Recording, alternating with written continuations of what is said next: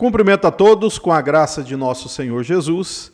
E hoje eu vou mostrar para vocês uma parte de uma pregação de um ancião da congregação cristã que está sendo aí divulgado em vários canais do YouTube. Nesta parte, nós veremos esse ancião que faz parte da liderança dessa seita, basicamente jogando uma pá de cal, né, da heresia e enterrando por completo qualquer perspectiva ou expectativa de que a congregação pudesse algum dia entrar aí nos trilhos de uma ortodoxia mais bíblica, né, digamos assim, se é possível.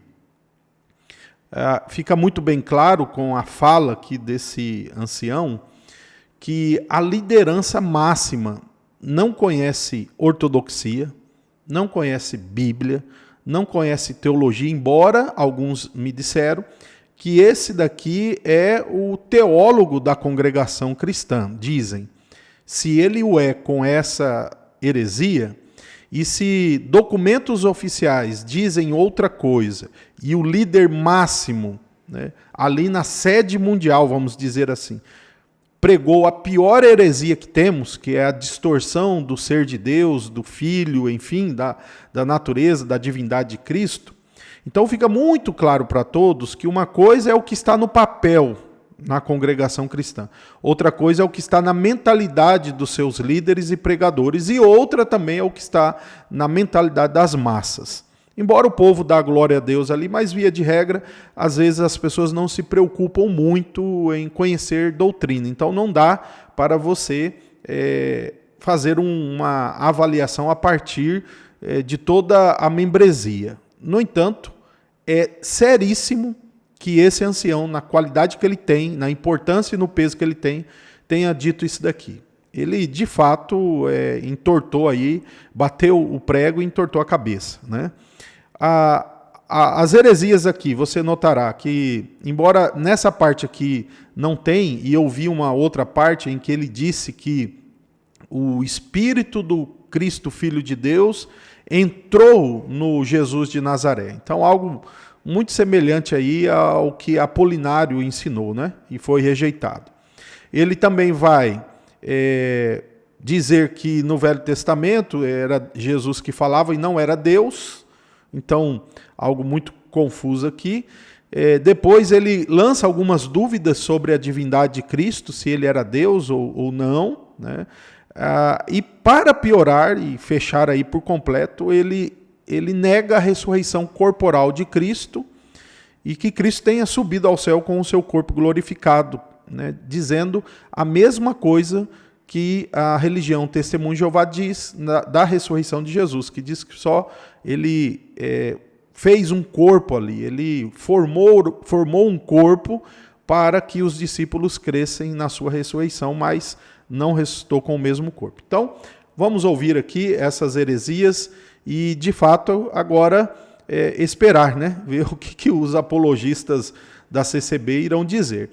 Antes de mostrar, cabe dizer que um crítico da CCB, que é o Júnior, do canal Júnior Refletir, ele mostrou um vídeo de um outro ancião dizendo que corrigiu isso. Não corrigiu. O ancião só pregou afirmações corretas, que Jesus é Deus, que, enfim, para corrigir, era necessário que o outro dissesse que o que foi pregado por esse ancião ali, e eles dizem que a palavra é revelada, né? Dizem que isso aí são os dons de Deus, né? Então, e aí? Quem falou aqui na boca do Luiz Carlos? Foi o diabo? Ou quem falou na boca do Hélio que pregou no outro dia?